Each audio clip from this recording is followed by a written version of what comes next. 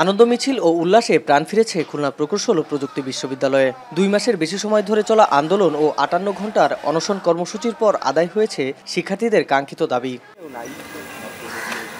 মধ্যরাতে ভিসি প্রভিসির অব্যাহতির খবরের পর উল্লাসে মেতে ওঠে পুরো বিশ্ববিদ্যালয়। বৃহস্পতিবার সকালে ক্যাম্পাসের দুর্বার বাংলা চত্বরে পতাকা উড়িয়ে বিজয় উল্লাস করেন শিক্ষার্থীরা। পরবর্তীতে বিকেল 4টা থেকেই শুরু হয় আনন্দ মিছিলের প্রস্তুতি। নাচে গানে মেতে ওঠেন কুয়েটিয়ানরা। দ্বিতীয় একটা স্বৈর শাসক জন্ম হয়েছিল, সেই স্বৈর শাসকের পতন হয়েছে আমাদের এই আন্দোলনের মাধ্যমে। এই আন্দোলনের মাধ্যমে আমরা পুরো বাংলাদেশকে এই বার্তায় দিতে চাই যে কোনো ইউনিভার্সিটিতে, কোনো ক্যাম্পাসে আর কোনো স্বৈর শাসকের ঠাঁই হবে না। এই বিজয় শুধু কুয়েটের ছাত্রদের না, বরং এই বিজয় সারা বাংলাদেশের ছাত্র সমাজের, এই বিজয় বাংলাদেশের সকল শিক্ষা প্রতিষ্ঠানে। আমরা একটা স্বাধীন ক্যাম্পাস পরবর্তী প্রজন্মকে উপহার দিতে পারি, তাতে সবাইকে আমরা অন্তঃস্থল থেকে শুভেচ্ছা জ্ঞাপন করতেছি।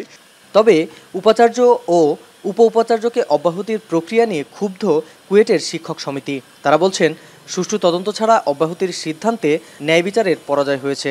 এছাড়াও বিশ্ববিদ্যালয়ে শিক্ষার সুষ্ঠু পরিবেশ ফিরিয়ে আনতে শিক্ষকরা সবসময় সচেষ্ট থাকবেন বলে জানান শিক্ষক সমিতির এই নেতা।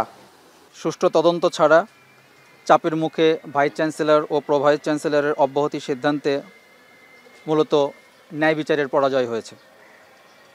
গৌরবান্বিত জুলাই গণঅভ্যুত্থানের দীর্ঘ 8 মাস পরেও যদি শিক্ষা প্রতিষ্ঠানে এহেন কার্যক্রম চলতে থাকে, তা শুধু বিশ্ববিদ্যালয় নয়, সমগ্র বাংলাদেশের রাষ্ট্রীয় শৃঙ্খলা ভেঙে ফেলতে পারে জানিয়ে শিক্ষক সমিতি উদ্বেগ প্রকাশ করছে।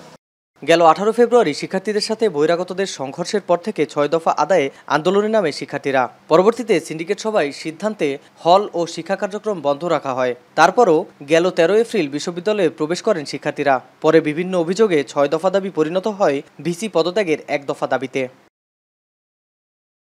রামিম চৌধুরী, এখন, খুলনা। মাঠের অলরাউন্ডার আমি, আর ঘরের all rounder Tylox. Tylox toilet cleaner, clean মানেই টাইলক্স।